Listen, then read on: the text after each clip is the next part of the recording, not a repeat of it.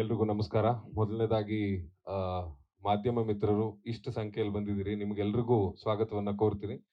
Queens premier league ಇದು ಶುರುವಾಗಿದ್ದು mostly Mahesh ಗೌಡ್ರ ತಲೆ ಒಳಗೆ RCB ಅವ್ರು ಗೆದ್ದ ಮೇಲೆ, RCB ಗರ್ಲ್ಸ್ ವಿಂಗ್ ಗೆದ್ದ ಮೇಲೆ. ಸೊ ಅಲ್ಲಿವರೆಗೂ ನಾವು ಅವರು ಎಲ್ಲ ಕ್ರಿಕೆಟಲ್ಲಿ ಒಂದಾಗ್ತಿದ್ವಿ ಬೇರೆ ಬೇರೆ ಜಾಗಗಳಲ್ಲಿ. ಸೊ ಒಂದ್ಸರಿ ಕರೆದು ಯಾಕೆ ನಾವು ಕ್ವೀನ್ಸ್ ಪ್ರೀಮಿಯರ್ ಲೀಗ್ ಮಾಡಬಾರದು ಅಂತ ಒಂದು ಹುಳ ಬಿಟ್ರು ತಲೆ ಒಳಗೆ.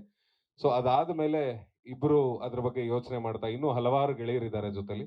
ಸೊ ಅವ್ರನ್ನೆಲ್ಲ ಸೇರಿಸ್ಕೊಂಡು ಇದನ್ನ ಒಂದು ಅದ್ಭುತವಾದ ಸ್ಟ್ರಾಂಗ್ ಪ್ಲಾಟ್ಫಾರ್ಮ್ ಮಾಡಬೇಕು. ಅಂಡ್ ಇದರಿಂದ ಬರೀ ಕಮರ್ಷಿಯಲ್ ಥಾಟ್ಸ್ ಅಲ್ಲ, ಇದರಿಂದ ಸೋಷಿಯಲ್ ಕಾಸ್ ಕೂಡ ನಾವು ಅಚೀವ್ ಮಾಡಬೇಕು ಅಂತ ಹೇಳಿ ಶುರು ಮಾಡಿದಂತ ಪ್ಲಾಟ್ಫಾರ್ಮ್ ಇದು.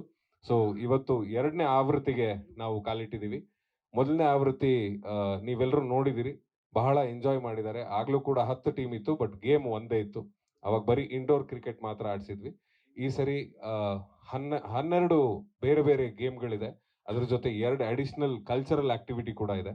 ಸೊ ಇದಿಷ್ಟನ್ನು ಇಟ್ಕೊಂಡು ಒಂದು ಒಳ್ಳೆ ಫಾರ್ಮ್ಯಾಟ್ ನ ಮಾಡಿ ಈ ಸರಿ ಒಂದು ಸೋಷಿಯಲ್ ಕಾಸ್ ನ, ಯಾಕಂದ್ರೆ ಲಾಸ್ಟ್ ಇಯರ್ ನಾವು ಕಾಲೇಜು ಮಕ್ಕಳನ್ನ ತರಬೇತಿ ಕೊಡಿಸಿ ರಂಗಭೂಮಿಯಿಂದ ಸಿನಿಮಾಗೆ ಅಥವಾ ಸೀರಿಯಲ್ಗೆ ಕರ್ಕೊಂಡ್ಬರುವಂತಹ ಒಂದು ವೇದಿಕೆಯನ್ನ ಕ್ರಿಯೇಟ್ ಮಾಡಿದ್ವಿ. ಅದಕ್ಕೋಸ್ಕರ ನಾವು ಇದರಿಂದ ಬಂದಂತ ಹಣ ಆಕ್ಚುಲಿ ಬಂದಿಲ್ಲ, ಆದ್ರೂ ಕೈಯಿಂದ ಹಾಕಿ ನಾವು ಅದನ್ನ ಮಾಡಿದ್ವಿ, ಯಾಕಂದ್ರೆ ಒಪ್ಕೊಂಡಿದೀವಿ ಅನ್ನೋ ಕಾರಣಕ್ಕೆ. ಈ ಸರಿ ಕೂಡ ಇದನ್ನ ಡ್ರಗ್ ಫ್ರೀ ಕರ್ನಾಟಕ ಅನ್ನುವಂತ ಒಂದು ಅಭಿಯಾನಕ್ಕೆ ನಾವು ಕೈ ಜೋಡಿಸ್ತಾ ಇದೀವಿ. ಹಾಗೆ ಇತ್ತೀಚಿನ ಮಕ್ಕಳು, ಮೋಸ್ಟ್ಲಿ ಇಲ್ಲಿ ನಂತರ ಸ್ವಲ್ಪ ಗ್ರೇ ಹೇರ್ಸ್ ಬಂದಿರೋರ್ಗೆ ಎಲ್ರಿಗೂ ಗೊತ್ತಿರುತ್ತೆ, ನಾವು ಮನೆಯಿಂದ ಆಚೆ ಬಂದು ಕ್ರಿಕೆಟ್ ಆಡ್ತಿದ್ವಿ, ಲಗೋರಿ ಆಡ್ತಿದ್ವಿ, ಚೂಚಂಡ್ ಆಡ್ತಿದ್ವಿ. ಅಕ್ಕಪಕ್ಕದ ಮನೆಯವರು, ಹಿಂದ್ಗಡೆ ರೋಡವ್ರು ಎಲ್ಲರೂ ಯಾರು ಅಂತ ನಮಗೆ ಗೊತ್ತಿತ್ತು. ಆದ್ರೆ ಇವತ್ತಿನ ಮಕ್ಕಳಿಗೆ, ಇನ್ಕ್ಲೂಡಿಂಗ್ ನನ್ನ ಮಕ್ಕಳು, ಅವ್ರಿಗೂ ಗೊತ್ತಿಲ್ಲ ಅಕ್ಕಪಕ್ಕದ ಮನೆಯಲ್ಲಿ ಯಾರಿದ್ದಾರೆ ಅಂತ. ಯಾಕಂದ್ರೆ ಅವ್ರ ಸ್ಕ್ರೀನ್ ಟೈಮ್ ಜಾಸ್ತಿ ಆಗಿದೆ, ಮೊಬೈಲ್ ಅಥವಾ ಟಿವಿಯಲ್ಲಿ ಗೇಮ್ ಆಡೋದು ಜಾಸ್ತಿ ಆಗಿದೆ.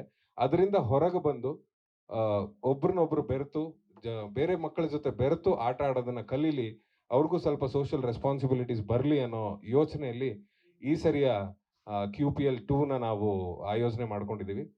ಅಂಡ್ ಬೇಸಿಕಲಿ ಇದೆಲ್ಲದನ್ನು ಹೇಳಕ್ಕಿಂತ ಮುಂಚೆ ನಾವು ಅದಕ್ಕೆ ಯಾವ ರೀತಿ ತಯಾರು ಮಾಡ್ಕೋತೀವಿ ಅನ್ನೋದು ಮುಖ್ಯ ಆಗುತ್ತೆ. ಅಂಡ್ ಯಾಕೆ ಇದನ್ನ QPL ಮೂಲಕನೇ ಹೇಳಬೇಕು ಅನ್ನೋದಕ್ಕೆ ಒಂದು ಸ್ಟ್ರಾಂಗ್ ರೀಸನ್.